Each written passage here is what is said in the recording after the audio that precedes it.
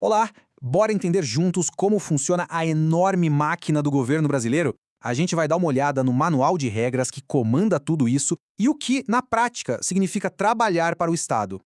Pois é, uma pergunta gigante, né? A escala é absurda e a resposta passa por um sistema que parece super complexo, mas que, no fundo, tem regras bem claras para tentar organizar tudo. Para essa engrenagem toda rodar direitinho, é óbvio que precisa de um manual de instruções muito claro. E é justamente esse manual que a gente vai explorar agora. Ok, vamos lá. Para começar, como o governo brasileiro se organiza para dar conta do recado? Basicamente, ele funciona com dois braços principais. Primeiro de tudo, a gente precisa entender o que é essa tal de administração pública. Bom, de um jeito bem simples, é todo o aparato do Estado. São os ministérios, as agências, as autarquias, enfim, todo mundo que está lá no dia a dia executando as tarefas do governo. E aqui a coisa começa a ficar interessante, nessa divisão. De um lado, tem a administração direta, que é o coração do governo, sabe? Os ministérios, por exemplo. Do outro, a gente tem a administração indireta. Aqui o Estado cria umas entidades separadas, tipo o INSS ou o IBAMA, e dá para elas uma missão específica e mais autonomia. Pensa que é como se fosse a matriz de uma empresa e suas filiais super especializadas. Certo, a estrutura está entendida. Mas e para fazer parte de tudo isso? Como alguém entra nessa máquina gigantesca? Essa é a pergunta de R$ 1 milhão para muita gente, né? A boa notícia é que existe um caminho principal, que foi pensado justamente para ser justo e focado no mérito. E a resposta está em duas palavrinhas mágicas: concurso público. Esse é o grande portão de entrada. É um processo bem competitivo, mas que foi criado para garantir que a seleção seja feita com base no que a pessoa sabe e não em quem ela conhece.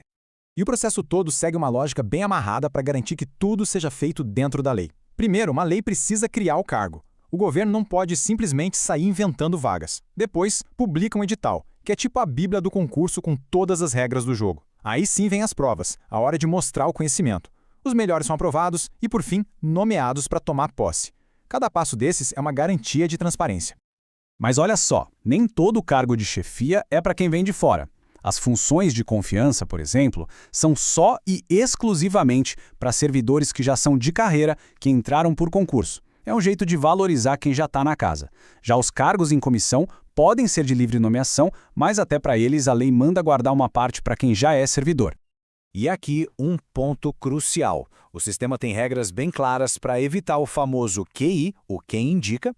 O Supremo Tribunal Federal deixou claro que é proibido nomear parentes, o tal do nepotismo. A ideia é garantir que o interesse público venha sempre em primeiro lugar, e não os laços de família. Beleza, a pessoa passou no concurso, entrou. E agora? Agora, a vida dela passa a ser guiada por um código de conduta bem rigoroso, que é o Manual Profissional do Servidor.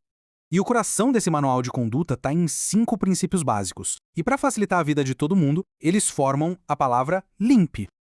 Vamos um por um. L de legalidade. O servidor não faz o que quer, ele faz o que a lei manda. I de impessoalidade. É tratar todo mundo igual, sem favorecer o amigo ou prejudicar o inimigo. M de moralidade. Não adianta só ser legal, tem que ser ético. P de publicidade. As ações do governo precisam ser transparentes, como uma casa de vidro. E por último, E de eficiência. É fazer o melhor trabalho possível gastando o mínimo de recurso público. E esse número aí, 3 anos, ele é super importante. Depois de passar no concurso e começar a trabalhar, o servidor precisa de 3 anos de serviço para ganhar a estabilidade. Isso é uma proteção importantíssima contra demissões por perseguição política, sabe? Garante que o servidor trabalhe para o Estado e não para o governo de plantão. Ok, existem as regras, mas e quando elas são quebradas? Aí entram em cena os mecanismos para cobrar responsabilidade. É aqui que surge um termo bem pesado, a improbidade administrativa. O que é isso? De forma direta, qualquer ato desonesto de um agente público que prejudique os cofres públicos, que enriqueça ele mesmo ilegalmente ou que simplesmente ignore aqueles princípios que a gente acabou de ver. E as consequências para quem comete improbidade não são nada leves. A pessoa pode perder os direitos políticos, ser demitida, ter os bens bloqueados e, claro, ter que devolver cada centavo de dinheiro desviado. Agora, olha que interessante essa regra.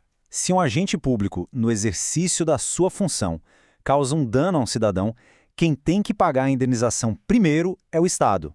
Não se discute se o agente teve culpa ou não naquele momento. O Estado, como patrão, assume a responsabilidade inicial. Mas a história não acaba aí não. Depois de pagar a conta e indenizar o cidadão, o Estado pode e deve cobrar esse valor do servidor que causou o dano, desde que fique provado que ele agiu com intenção ou negligência. O nome disso é direito de regresso. Ufa! Vimos a estrutura, as regras de entrada, o código de conduta e as punições. Mas, no fim do dia, qual é o objetivo de tudo isso?